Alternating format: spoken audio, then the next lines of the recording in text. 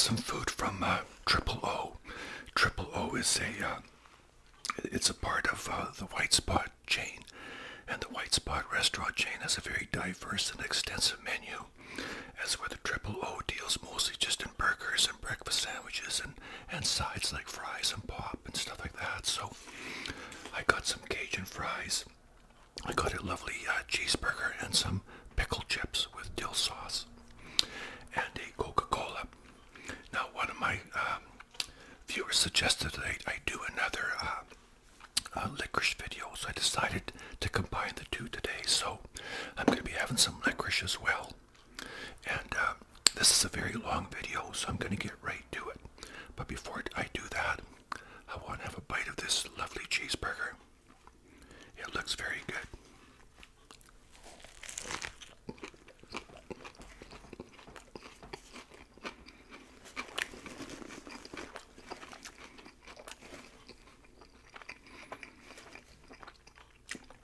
I'll give these Cajun fries a try.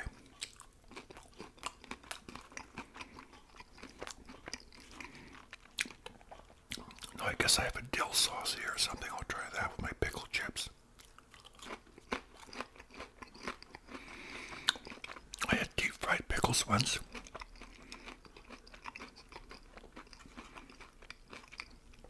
So these are pretty similar. So anyway, December 2022, around the middle, or no, early December, we got a fair bit of snow. And about maybe 8 inches of snow.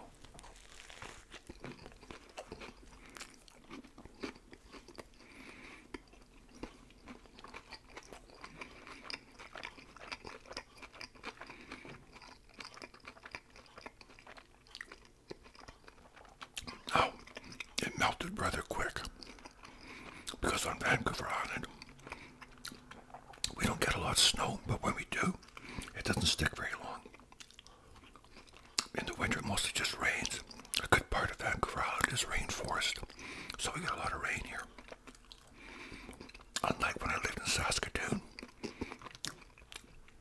it snowed quite a bit and stuck around a long time. Out here on the island, the temperatures never reach the same temperatures as it did in Saskatoon. We never get 40 below out here. So in Saskatoon, the first snowfall you got, let's say November 1st, would be the last one to leave in middle or late March. Because of the temperatures, the snow never melted. It just accumulated. So anyway, just before Christmas, we got another 14 inches of snow. So, for the second time since 2008, we had a white Christmas. By the very next day, Christmas Day, it actually started melting. It started raining that day, and the snow started to melt. I think the 26th, that day was like spring. It was just a beautiful spring-like day. By the end of the week, that 14 inches of snow had completely disappeared. So anyway, when we lived in Saskatchewan, we used to vacation in BC a lot. And we'd always come out to British Columbia, usually every second year, every third year. And the first time I came out, I was 3. Now, of course, I don't remember that trip, but my parents tell me I did, so I guess I did. But anyways, I remember every trip after that. Now, when we vacationed in British Columbia, it was always during the summer, never in the winter.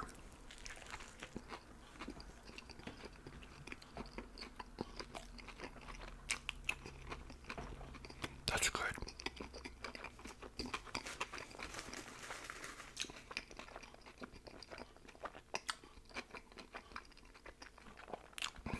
So we had no idea what winter was like on Vancouver Island.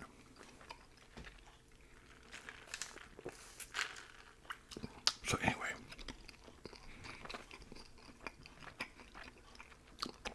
my brother Wayne joined the Air Force when he was about 18. And he was stationed in Ontario, and then they shipped him off to Europe for 3 years. And then after that, they shipped him to Vancouver Island. And when he finished with the Air Force, divorced. He went back to civilian life, became an accountant, got married and had a little boy.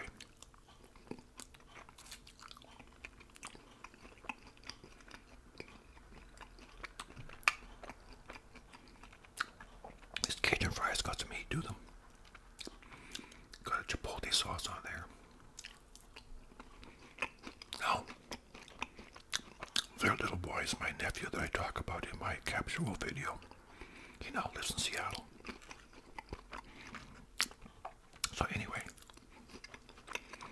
the little guy was born in 1971, and my parents wanted to fly to Vancouver Island to see him, but only my mom could go. So my dad had to stay home for some reason, but she came out and saw the little guy and then flew back. So in 1973, my brother and his wife and the little boy decided to drive out to Saskatoon. So the little boy is 2 years old at the time. They drive out my brother's brand new Buick Apollo hatchback. So my parents could have been more thrilled. They were just totally stoked that they would see the little guy again. My dad had never met him, so he just fell in love with him. I mean, the little guy was cute. He was as cute as a Bugsy. Everybody liked him. So they stayed about a week, and then they had to go back. So anyways, summer turned into fall, and fall into winter. So it was one day my parents had talked to my brother Wayne on the phone. And he said, "You should come over for Christmas." And they thought that was a great idea, because they hadn't spent Christmas with my brother in a dog's age. It's been a long time. Try another pickle chip. So anyways,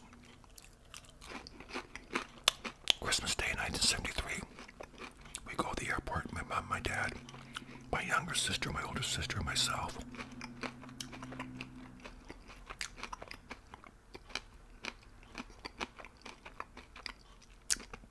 Get on the plane, fly from Saskatoon to Vancouver Island. We land in Victoria.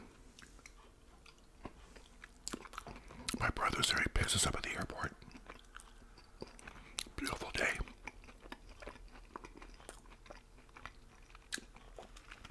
Drive about 90 minutes to Nanaimo, where he lives. And we have an amazing Christmas day, a really nice Christmas dinner.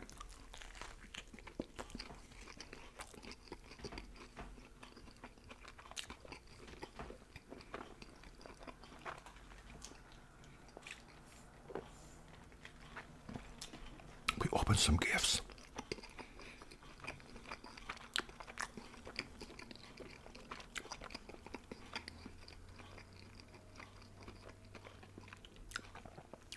And believe it or not, it started to snow a few flakes. But of course, by the next day, that had completely disappeared.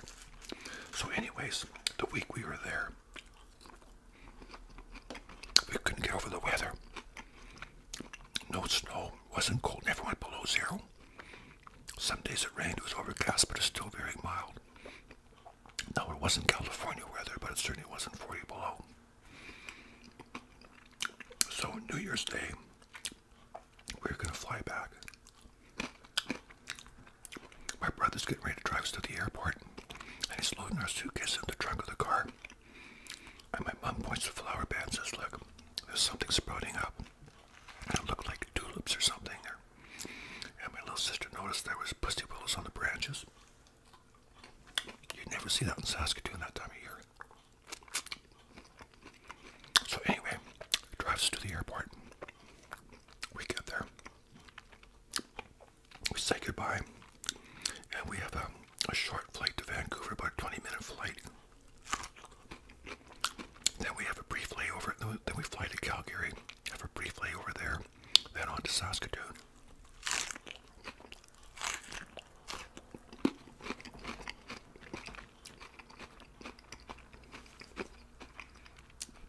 So we're sitting in the airplane, waiting to take off, and we notice my brother about 150 feet away behind a chain link fence.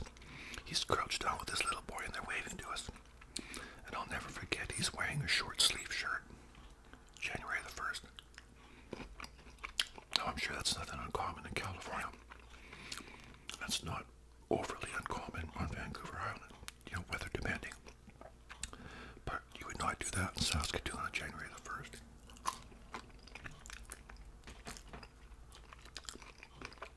So anyway, off we go. Excuse me. 20-minute flight to Vancouver. Our layover there is a little bit longer than expected. We don't leave until it's dark.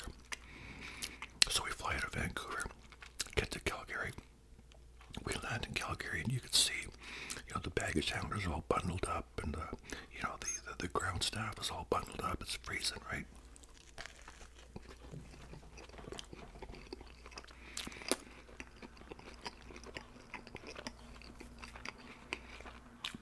So that's fine.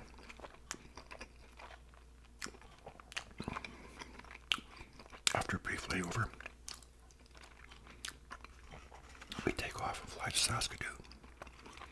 Now it's about a 2-hour flight or so. We're just about to begin our descent. And the pilot comes on and says, we have to, there's going to be a slight delay because they have to plow the runway to get all the snow off.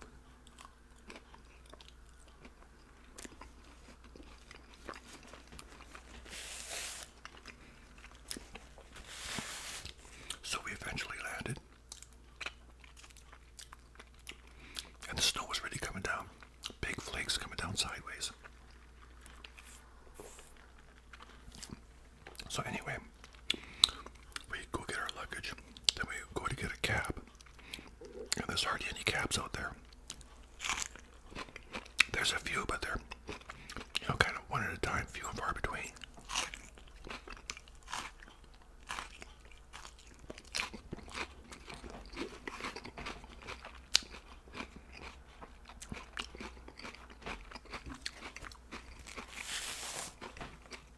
They should have called that a lettuce burger.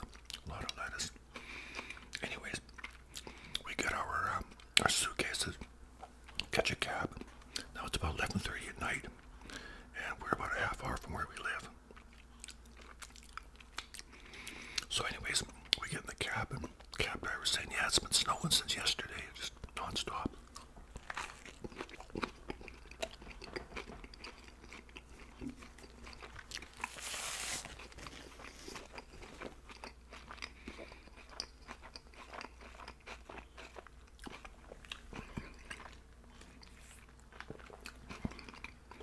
All the cabs are busy, some are getting stuck. So anyways, start driving, we're almost home. Now the main streets were pretty good.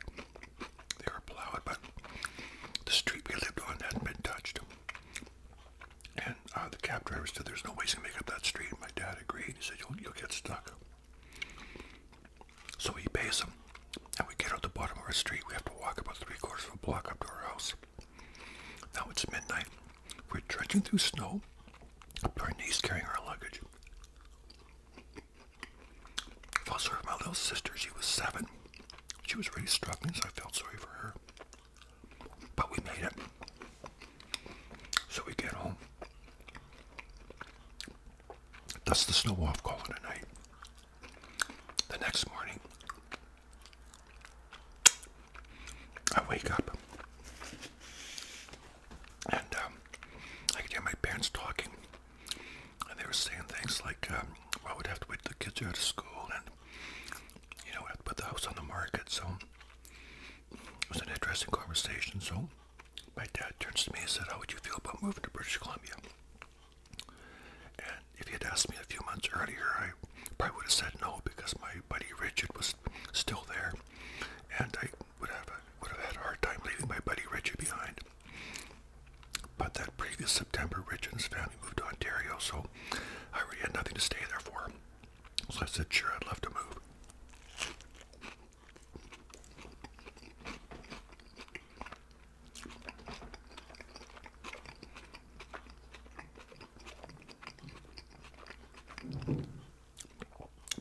So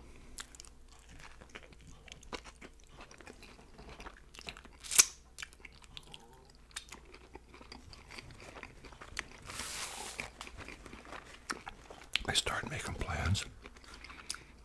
Now, my dad was tired of the winters in Saskatchewan. He lived there all his life. He was about 51 at that time.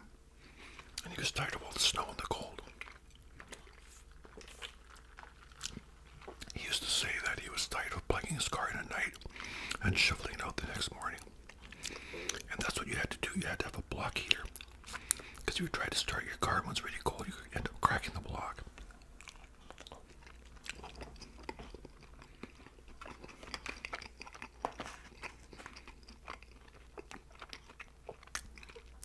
And a lot of times the batteries would fail at cold temperatures too.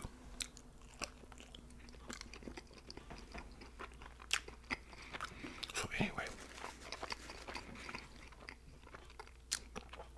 I'm going to show you a picture. This is my parents' 1962 Ford Galaxy in our driveway.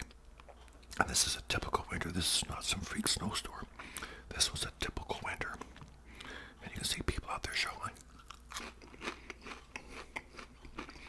So anyway, they decided we're going to move.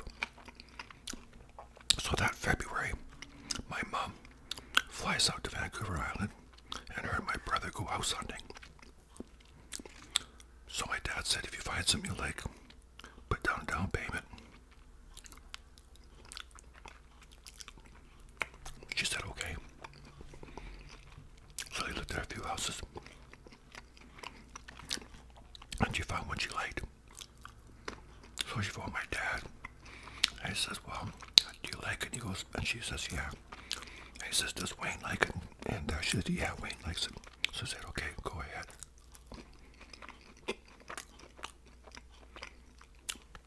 So he put down a down payment.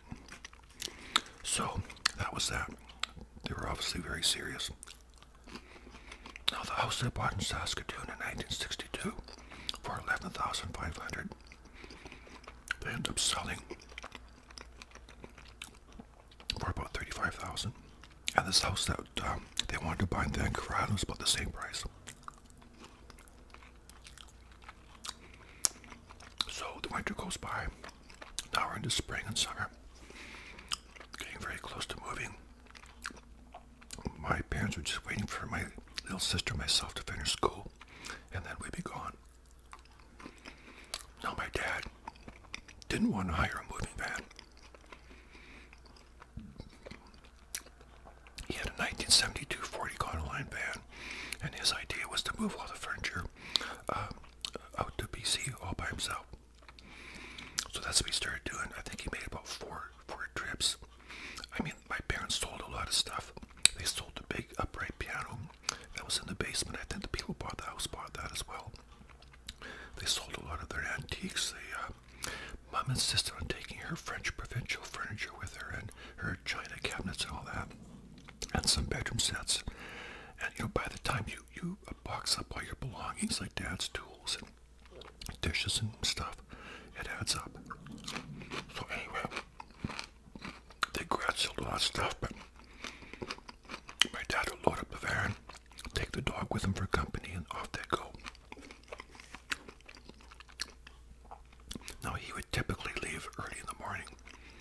So for instance, if he left at 6 o'clock in the morning on a Tuesday morning, Wednesday at about dinner time, he'd be in Vancouver waiting to board the ferry to the island.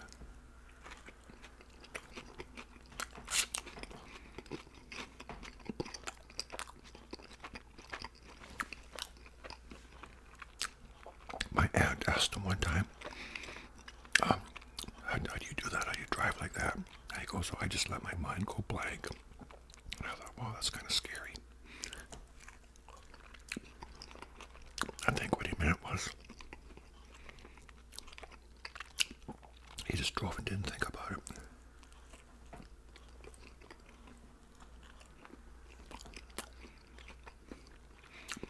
So anyway, he makes about 4 trips. Everything's gone. On the 4th trip, he stays out there. He stays on Vancouver Island. So my mom and my 2 sisters, myself, We're still in Saskatoon. There's nothing left to take except a few things, clothes, whatever. So we spent our last night sleeping on the floor in the living room.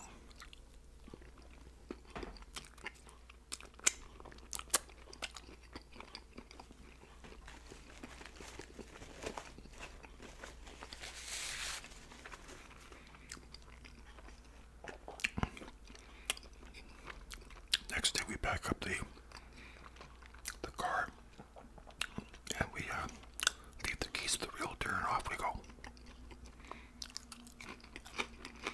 Now, there's 4 of us plus the cat. My 2 sisters loved the cat, the family cat. It was one of those white and hairy cats, kind of like a Persian, very hairy. Pure white, the type you see on toilet paper commercials. Very nice cat. And my sisters loved that thing. Well, we all do, but they especially loved it.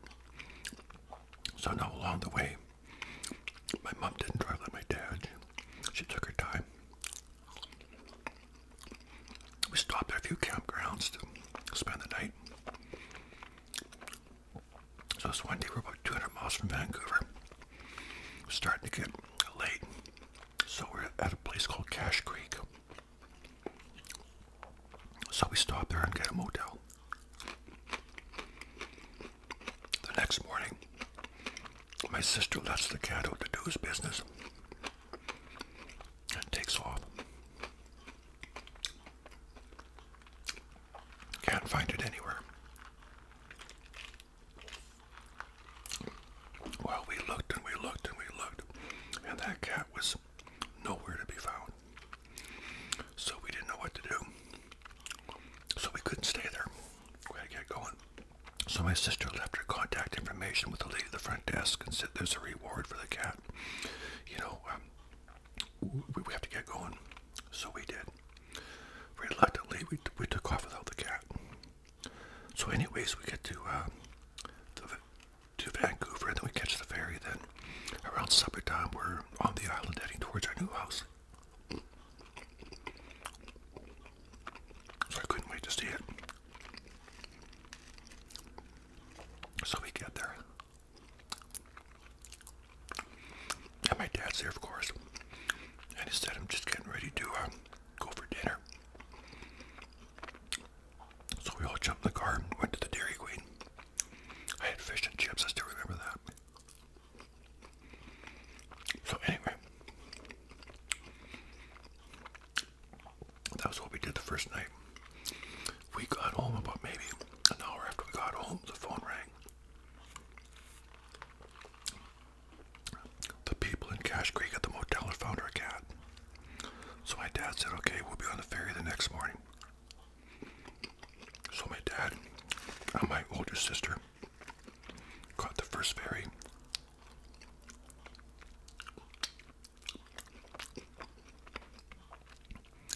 Drove to Cache Creek, got the cat and came back. They were home that evening. So anyways, the whole family pretty much settled into the new house. You know, things are going good. My dad totally embraced the whole West Coast lifestyle. He loved fishing back in Saskatchewan on the lake. He always had small little 12-foot boats, 10-foot boats, you know, aluminum, wooden type things. Small little motors. But out here in the ocean, he decided he wanted to do a lot of salmon fishing. So he got himself a nice big 16-foot boat with a big Mercury motor on the back, trailer, you know, downrigger for each side of the boat, depth sounder, you know, fish finder type thing. So every evening, my dad, my brother, myself, sometimes my little sister, we'd go salmon fishing, and we'd catch a rock cod, lingcod, a lot of salmon. So my dad decided he wanted to smoke some salmon. So he goes to the junkyard, gets an old dryer body, like from a washer and a dryer, like an old dryer body. Takes it home, puts a little electric element in it, like a little single element. Puts a few pieces of alder on it, and he smokes his salmon. Now he And it turned out really good. It's some of the best smoked salmon I ever had. And then the house we lived in now had 2 fireplaces. We'd never had a fireplace before. And this house had 2 of them, so he goes and buys himself a chainsaw. And there was some trees that had come down in the yard, so he bucked all those up. And then the neighbor next door said, you know, I'll be willing to go halves on a logging truck full of firewood if you want. So they did that. Spent the whole summer back bucking it up and stacking it. So we had a lot of wood for the winter. So anyways, I was getting kind of antsy because I was only really hanging out with my brother and my dad. I mean, I wanted some friends. I wanted to meet people. And I wasn't meeting anybody. So the first day of school, September of 1973, I have to take a bus to school. You know, the area we moved into was kind of a rural area. It wasn't even officially part of the town, and it wouldn't be for another year. So there's no city buses out there. You could hitchhike, but there was like 1 car every 3 days, you know. Well, a bit of an exaggeration, but not a lot of traffic. So this is the first day of school. I'm walking to the bus stop where the school bus comes. I see about 5 or 6 people there. And I make small talk. So when I get to school, on my first break, this young guy comes up to me and says, I saw you at the bus stop. He said, you and your family moved into that new house, didn't you? I said, yeah. And he said, well, my name's Fred. He's a very nice guy. I think he's about a year or 2 younger than me because he'd skipped a grade or something, but very nice guy, very chatty. Now, Fred had a buddy named Dean, and we all lived within doors of each other, very close. So he introduced me to Dean. Fred was kind of chatty, Dean was kind of quiet. But Dean was the type of guy, you know, he was quiet, but he could say one thing and have you rolling on the floor. He was very funny that way. But, so I started kind of hanging out with them.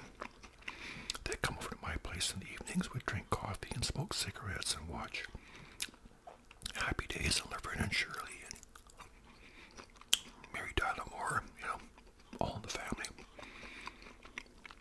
And so, but I knew, as much as I appreciated their company and hanging out with them, I knew we didn't have a lot in common. They were probably not the type of guys I would have hung out in Saskatoon. But, you know, I just wanted to have some friends. I wanted to meet people. And I appreciated their company. One thing I noticed was they never liked to do anything. You know, they just kind of hung around and didn't do much. They had an old Volkswagen they stripped down.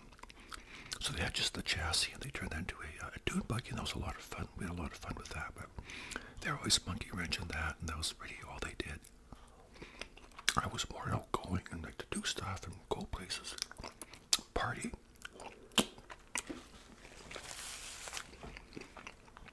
They never really did much of that. So anyway, that November, Deep Purple was on tour, and they were playing in Vancouver, so one day I said to Dean and Fred, I said, you know, would you guys be interested in going to see that? Because I really wanted to go. And they go, yeah, sure, okay, you know, not overly enthusiastic, but, you know, whatever, right? So I got hold of some tickets, and off we went. Had a great night. It was absolutely fabulous.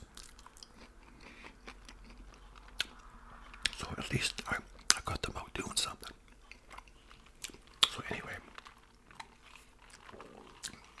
I mean, I was meeting people at school, but wasn't really hanging out with anybody except Dean and Fred, and living way out in the boonies.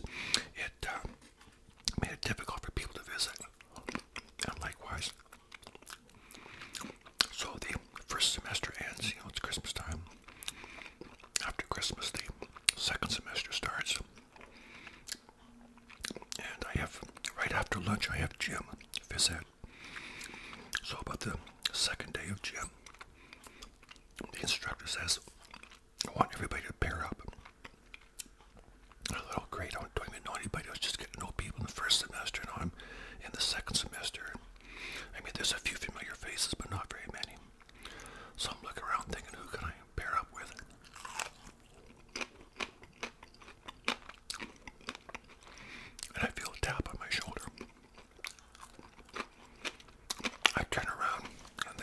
says, would you be interested in being my partner? Sure. Didn't have anybody else. He introduced himself. His name is Marcel, French Canadian. First thing I noticed about Marcel was he didn't look like anybody else in that school. Everybody in that school, if you were a young man in 1975 in high school, chances are you had long hair or you combed it down or whatever. He looked like he stepped right out of the 50s. I mean, his hair was coiffed back. He didn't use any gel or pearl cream or greasy kid stuff, nothing like that. But the way he was combed was very short and combed back. I mean, I wasn't sure if he looked like Elvis Presley or some 1957 greaser, but, excuse me, he didn't look like anybody. Well, he didn't look like most people. He's kind of a nonconformist, put it that way. And that was fine. I mean, to each his own, no big deal. But that was the first thing that struck me was he looked very different than everybody else. But he was very chatty, very friendly. I liked him right away. So we had to partner up because we had to count each other's sit-ups or something like that. I can't remember, but some exercise. So anyways, I noticed that when we were talking, he had kind of this little smirk on his face, and his eyes were bloodshot, and his breath smelled like marijuana. I could see little green specks in his teeth. So I thought, oh yeah, okay. I didn't say anything. But about a day or two later, when I was talking with him more and getting to know him, I had mentioned that. And he said, yeah. He said, I always go home for lunch. And my brother and I always, smoke a doobie, listen to music. He said, where do you eat your lunch? And I said, the cafeteria. He says, well, tomorrow when you come over. I thought, cool, okay. So the next day, I scratched my nose. Anyway, the next day, we walk over to his house and we're asking each other questions, getting to know each other. He tells me he moved to the island about the same time I did. And he says that his parents, Dawn and Joan, are separated. And he has two brothers, Brian and Tim. And he's living here with Joan, the mom, and his brother Brian. But the dad, Dawn, is living on the mainland with his other brother, Tim. So I thought, okay, whatever. So we get to his house. And introduces me to Brian, his brother. Now, Brian's 3 years younger, but he looks and acts older. Very good people skills. Really nice guy. And I liked him immediately, too. So, Brian's standing at the stove. He's cooking something. Now, I didn't know at the time, of course, but Brian would be the one person who'd influenced me more than anyone to become a chef. Because he became a chef himself. And he was the one who mentored and supported me the whole time that I was going to chef school and whatever. So he was, but I didn't know it at the time, of course. So we go in the living room, we eat our lunch, and Marcel puts on some records. I think he put on The Doors, LA Woman. And he said, what kind of music do you like? Do you like Pink Floyd? And I said, oh, I love Pink Floyd. He names off a few bands, and then he says to Brian, where's that Bad Company record? I thought, Bad Company? I just bought that record 2 weeks ago. Wow. I'm sitting there thinking, these guys enjoy smoking a doobie. They enjoy, The Doors, Pink Floyd, Bad Company. These are my people. Totally my people. These are the type of guys that I was looking to hang out with, They like to party, they like to do stuff, I thought, this is great. So I got to know them, and I was spending more time with them.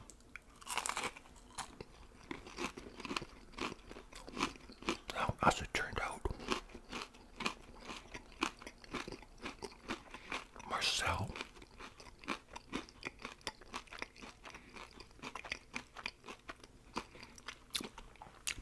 was not real forthcoming on the truth on one issue.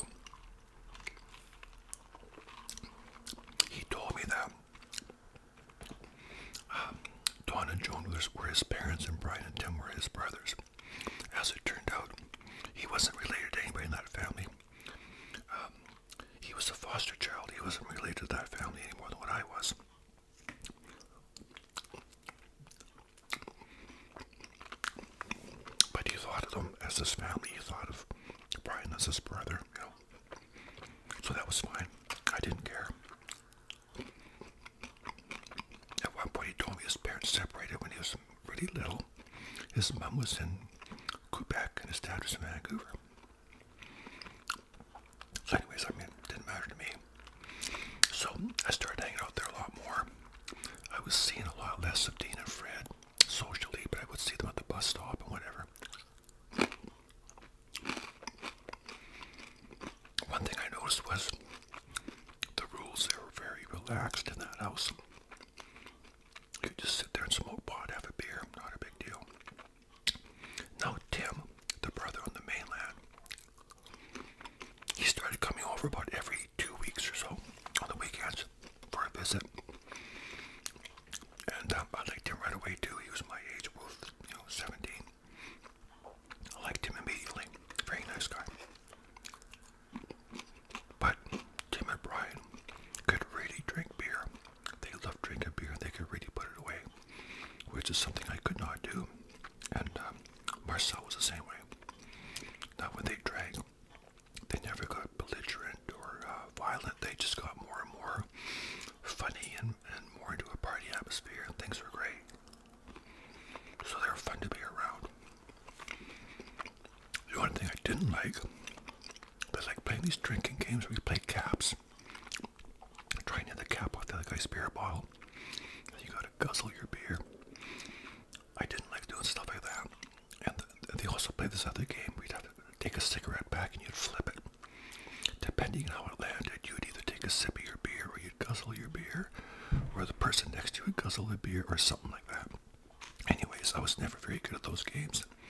I used to joke that whenever we played a game like that, I would always win because I was the first one to throw up.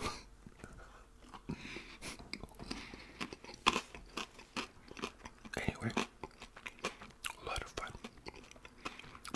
So,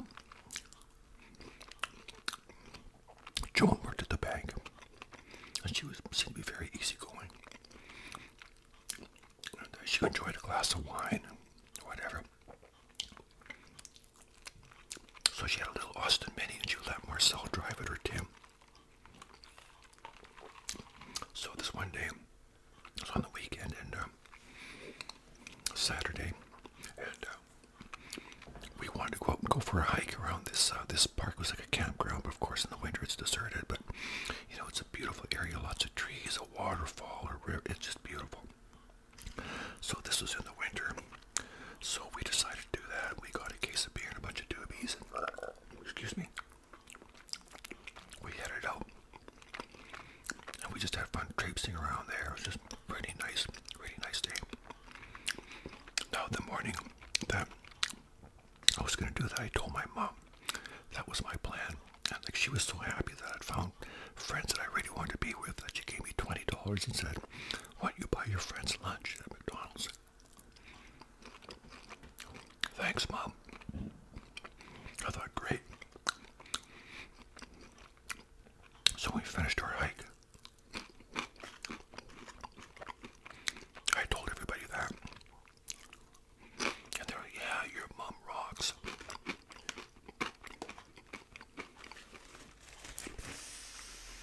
So anyway,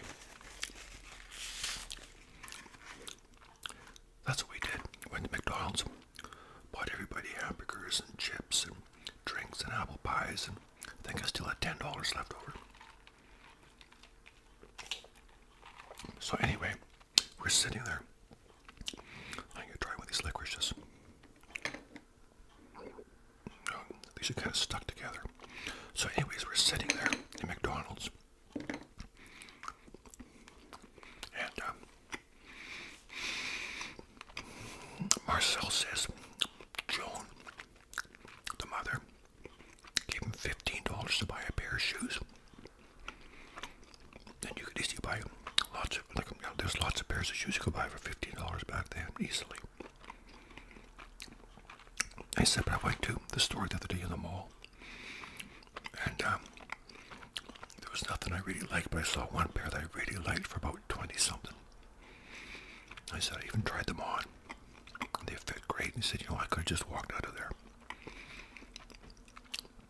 I remember Tim saying, don't even think about it. shoes. You're gonna be out on your ass so fast. Because Joan had some rules, you know. As a foster child, Marcel had to attend school, and I think she had a curfew for him on weekdays, and not getting any kind of trouble. So Brian and Tim said, don't even think about doing something stupid like that. So he says, I wasn't going to, I was just talking about it. But he said, I told Joan that I would get myself a pair of shoes. That's why she gave me the money, so I got to get a pair of shoes. So we said, okay. So after we were at McDonald's, we drove to the mall. We just, the three of us sat outside the car, and Marcel went in. And we're sitting there and waiting and waiting. And it's cold. It's February, where it's pretty cold. And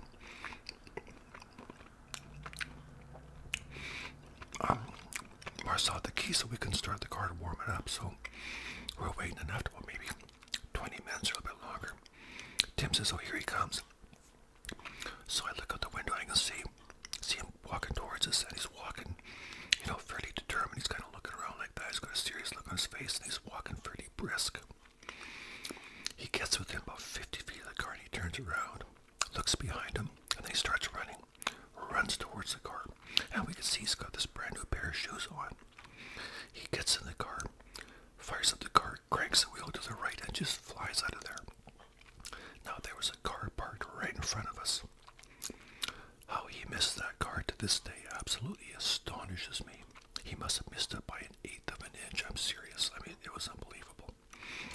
But when we looked behind, we saw two guys running up towards the car. One guy even lunged for it. You know, I don't know what he's going to do, but so obviously he put on that pair of shoes without paying and walked out, and two guys chased him out of there. So Brian and Tim are saying, how stupid can you get? What were you thinking? He says, don't worry about it. Well, as it turned out, they got the license number. They drop me off at home, and then they go back home.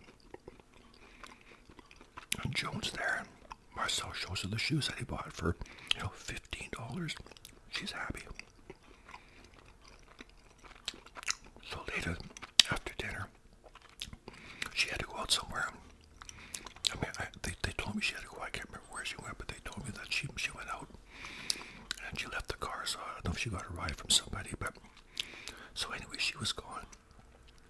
She no sooner leaves, and a police car pulls up. The cop gets out. He's looking at Joan's car and the license plate. Then he rings the doorbell, wants to speak to the person who owns that car. You know, who it's registered to. And I think it was Tim was doing the talking. He said, well, it belongs to my mom, but she's not home. And the police said, does anybody else drive it? And Tim said, yeah, I drive it. My brother Marcel drives it. So he wanted to speak to Marcel as well. And he says, this car was seen at the mall today. Were you guys at the mall? And they say, oh yeah, we were there, but went into the store, just kind of looked around. It was a department store. They sold everything from shoes to motor oil to all kinds of stuff. He says, we just, or Marcel said, I went in, just looked around and came back out. So the cop didn't really believe him, but he didn't exactly have a smoking gun. So he says, is there anyone else that can verify your story? And they said, yeah. Then they gave him my name. I wasn't too happy about that. I love this licorice, but there was nothing I could do about it, so Marcel phoned me after the cops left, and he told me what to say, just basically just tell him the truth about everything except that I never bought anything. And so okay, so all that day and that night I was just nervous as a cat, or all that night I mean, because I thought for sure the cops were going to show up, and they didn't. So I thought, wow. So the next day,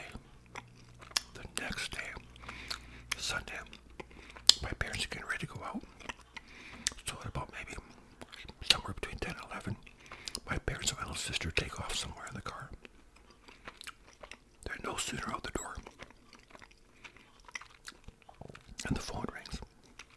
My sister answers, and she goes, oh yeah, 1 second. Then she gives me the phone. She got this weird look on her face. So I say hello, and the voice says, this is Constable so-and-so from the RCMP. I want to come over and have a little talk with you. So I thought, oh, brother, okay. So he comes over about 10 minutes later, comes in the house and asks me basically the same questions. And then he said, were you guys at the mall, whatever? And I said, yeah. I said, just Marcel went in to look for something. I can't remember what, but he just came back and off we went. And he said, he didn't, did he buy any shoes or anything? I said, no, he didn't buy anything. I mean, I know he didn't buy nothing because he still had his $15, which was a stupid thing to say. I mean, he could have stole something and still had his $15, but the cop looked at me like I was an idiot. But anyway, so he said, you didn't do anything else? I said, no. I said, you didn't go to McDonald's? I said, oh yeah. I said, honestly, I forgot we went to McDonald's, right? Because I was so nervous. So it seemed to give me some credibility, because I described everything we ate, and that my mom gave me the money, and blah, blah, blah. Right down to a T. So I'm sure he didn't believe me anymore, and he believed the other guys, but off he went. So he goes outside. He's sitting in his car for about 10 minutes writing something down. I'm thinking, oh my God, just go, just go. Finally, he backs out the driveway.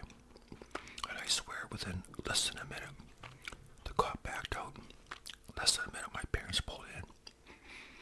I couldn't believe it.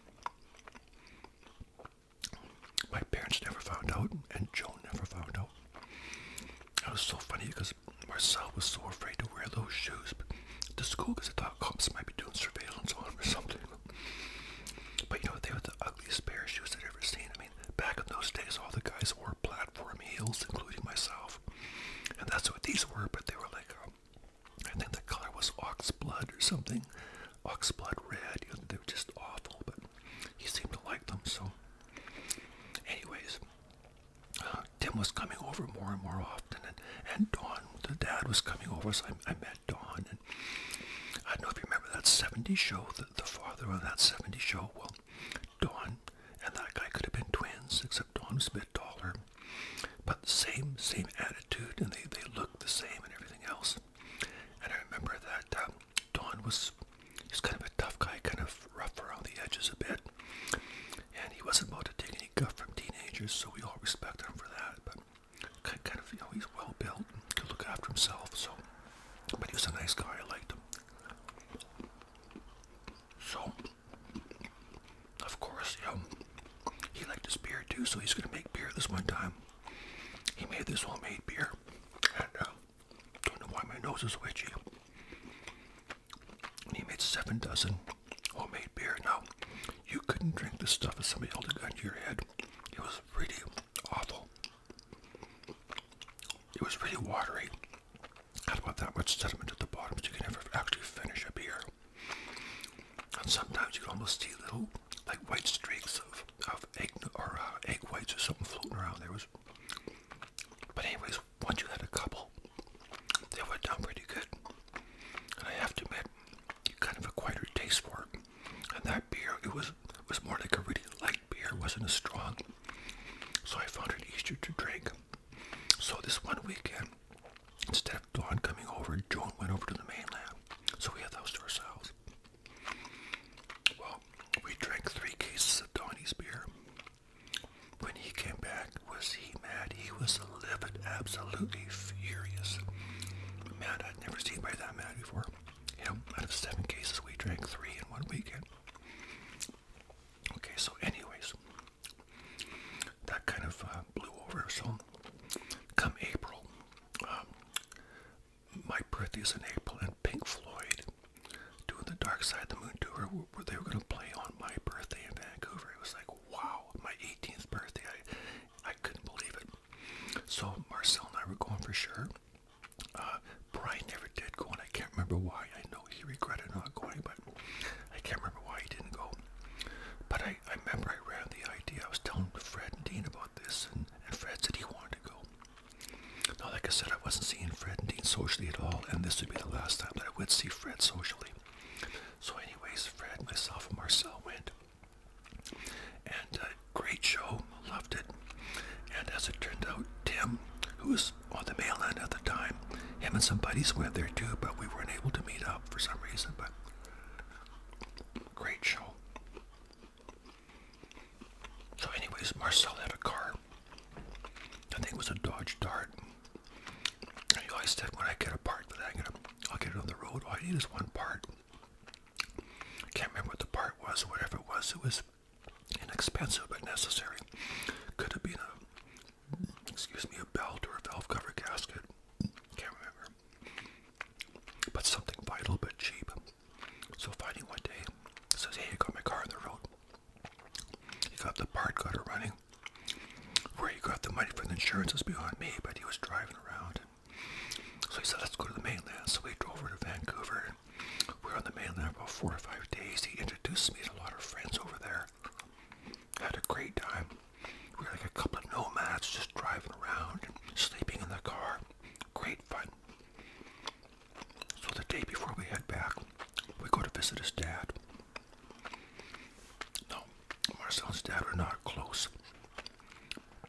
Marcel wanted to be, but like Marcel told me, his parents separated when he was young, and that his dad. How did he say that? He said, my dad treats me like a distant relative who has overstayed his welcome, which I thought was kind of pretty too bad. Now, his dad and my dad were the same age, but his dad was really different.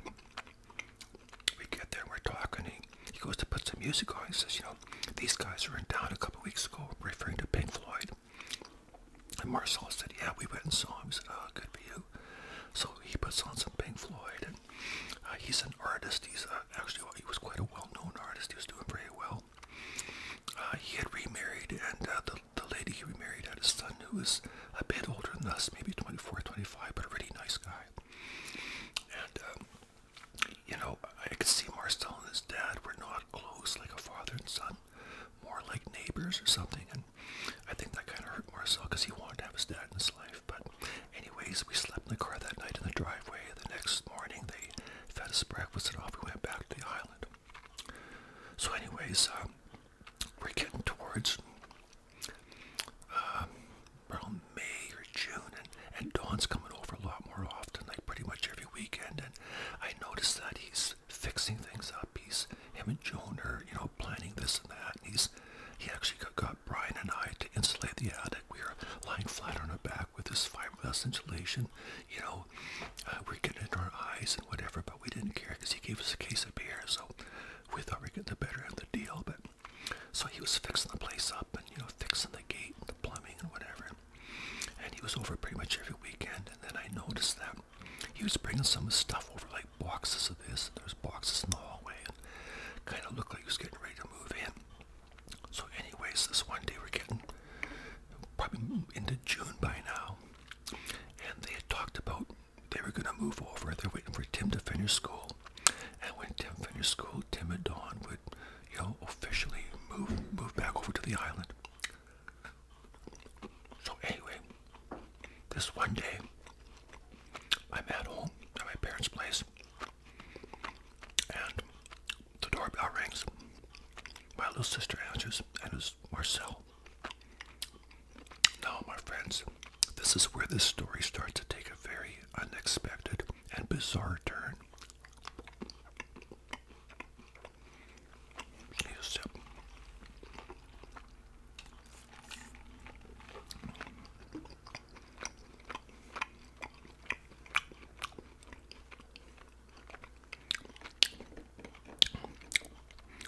These ones are my favorites. So anyways, Marcel comes to the door, and I said, let's go for a ride. So I said, okay. So I'm sitting on the steps, putting my shoes on. I look up, and he's kind of fidgety and whatever. So we go out the door and in the car. I say, oh, how's it going? And he said, well, Mark, I just came over to say goodbye. I said, where are you going? He said, I'm going to drive my car off a cliff. I said, what are you talking about? I said, I'm going to kill myself. I said, Marcel, knock it off. What are you talking about? And he said, I had a big fight with Dawn and Joan. I told them I was leaving. I was never coming back. And they said, good.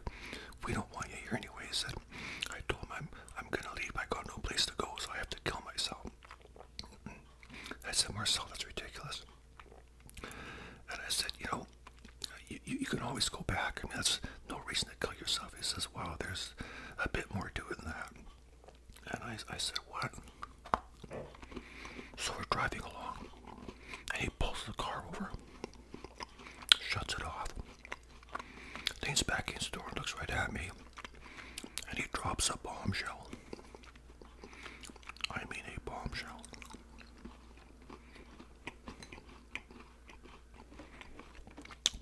I also like these ones too. Linda likes these ones. So anyway, it gets a little bit weird here. He looks at me, tells you there's a bit more to it. He said when Donnie and Joan separated, and him and Brian and Joan moved to the island, him and Joan had begun an affair. And I thought, you gotta be kidding. Joan, the foster mom? He goes, yeah. I said, you can't be serious. He said, yeah. He said, they started having an affair. And I said, well, how did this happen? He goes, well, one night Brian and I went to the movie, and we came home, and Joan had been paying more attention to him, and she was all dressed up in a nice evening gown and makeup, and had a glass of wine, listened to music, and he said that's kind of how it started. She just kind of sort of seduced him. I thought, well, what does Brian think of this? And he said, well, Brian, I think he has suspicions, which I'm sure he did, but he doesn't really know for sure, but he knows there's something's not right. Kind of like the elephant in the room. So I thought, oh man. I said, well, what does Dawn think about it? And he said, I don't think Dawn knows. And I said, how do you know? He says, well, because I'm still alive. I thought, yeah, well, that's a good point, yeah. Yeah, that made sense. Now, I was 18 years old. I was not equipped with the tools to deal with a conversation like that. I never had a conversation like that about suicide and stuff like that. So I didn't know what to say, but I knew it was very weird.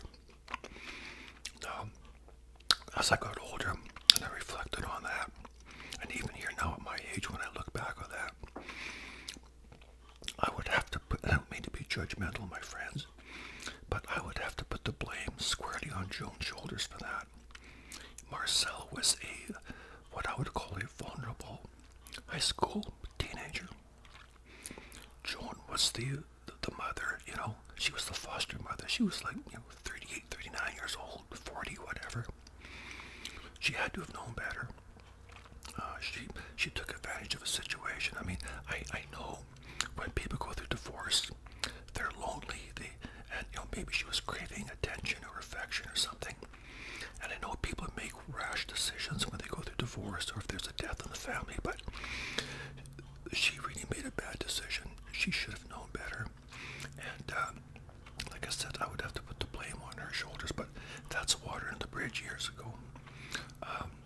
Anyways, so I said to Marcel, I said, you have to go back home. And he said, well, you come with me. And I said, okay, sure. So, went back home. He goes to the front door. And right away, Dawn's all over me. He said, you told us you weren't coming back. Why are you still here? You said you're leaving. What happened? What are you doing here? And Marcel said, well, I kind of had my doubts in the first place. Well, if that wasn't bad enough, Joan jumps in. And rather than being supportive and sympathetic, she's saying the same thing. Well, you said you weren't coming back. Why are you still here? She completely threw him under the bus. I couldn't believe it. So Marcel was really hurt. He was crushed. I mean, so we went downstairs into Brian's room downstairs. Brian's down there. And Brian's being kind of distant. I mean, I'm sure Brian loved Marcel like a brother.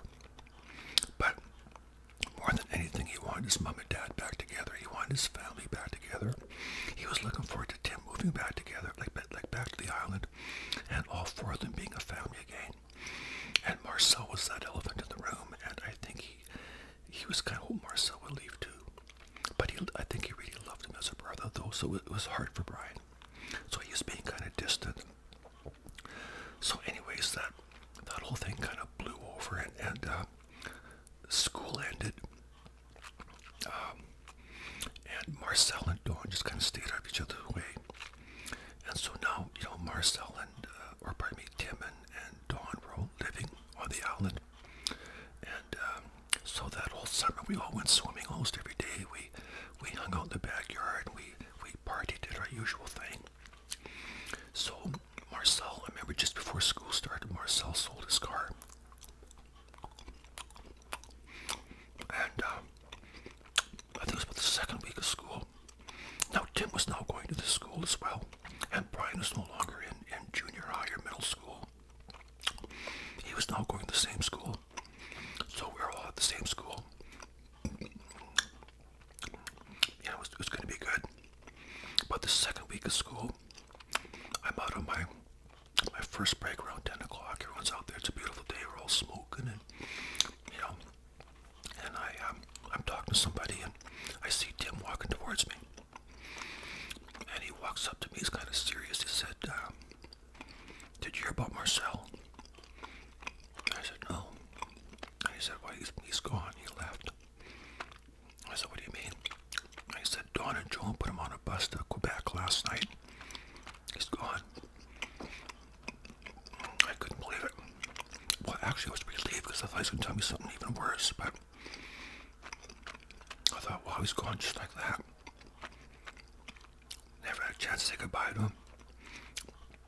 I remember it kind of hit me like a cannonball to the guts. I remember I was outside surrounded by all these people, but I suddenly felt so alone, kind of, because Marcel was my first buddy, my first male bonding buddy that I had when I moved to the island, I mean, I hadn't seen Dean and Fred in the dog's age, but Marcel, the 8 short months I knew him, we had a lot of fun together.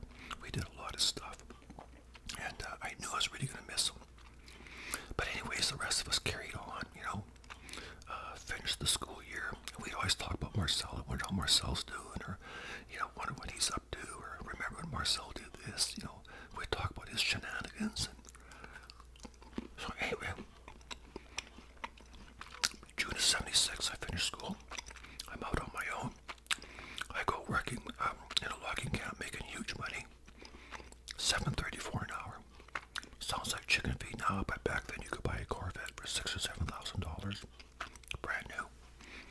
So anyway, I'm on my own, and that's good. So anyways, about a year later, actually Brian and I went into business for a short time. We had a delivery and moving business for a while. But anyway, so in 1977, I had some time off in the summer, and I was living with 3 other guys. We were renting a house on a half an acre, 4-bedroom house for $245 a month. We all had pickup trucks, we all had cameras, we all had a lot of common interests. We all listened to Steely Dan and drank Kahlua. It was great. And I still saw Brian occasionally. So this one day Brian phones me up. It's on a Friday. And he was renting a little house close to a restaurant where he was now a chef. And he says, "You gotta come over tonight. It's gonna be a big party."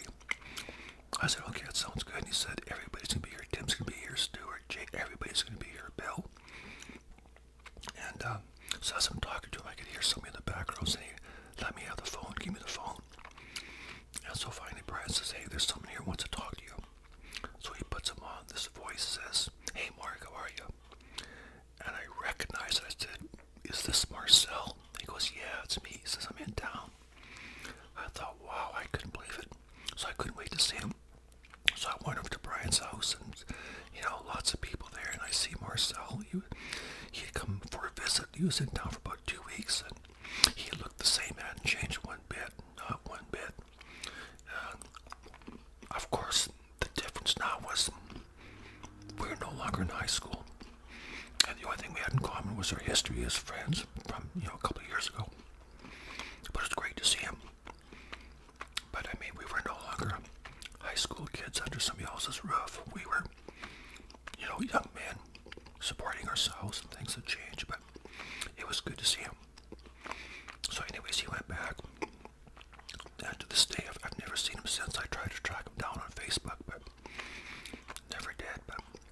it's funny how people come into your life for a short time. I mean, I knew Marcel for like 8 months, and that was it. But we had a lot of fun together. We really had a lot of fun.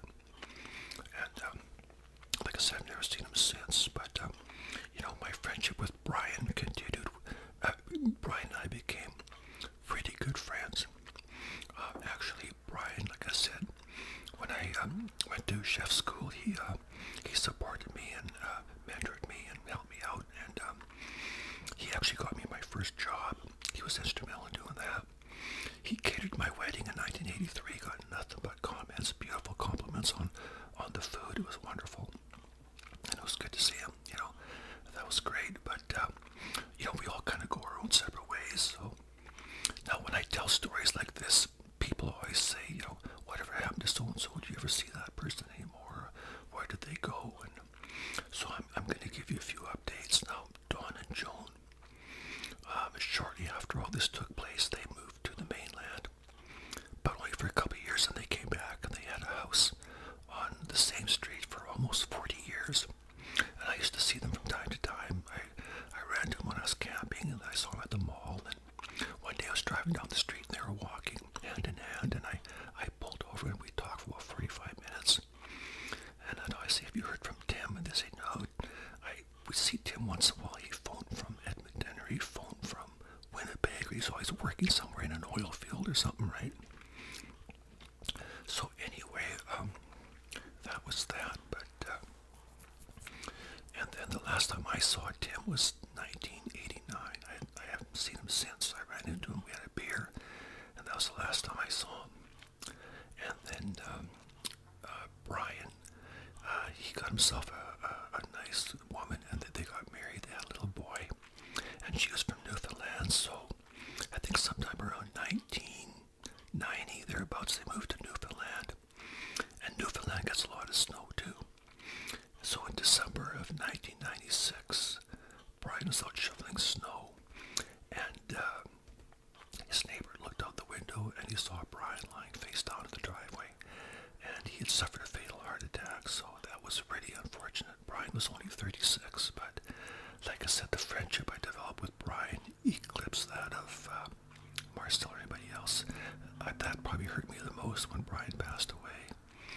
And actually, Brian's parents, my mom, and at one time my mom, Brian's dad, Dawn, and Brian all worked at the same hotel. My mom was a chambermaid, Brian was the chef, and Dawn was the maintenance guy. So it was, how I found out was, this is like kind of before social media. Dawn had told my mom. He ran to her at the casino. He told Mom that Brian had passed away, and then she told me. So that was very unfortunate. But anyways, my friends, you know, life is valuable.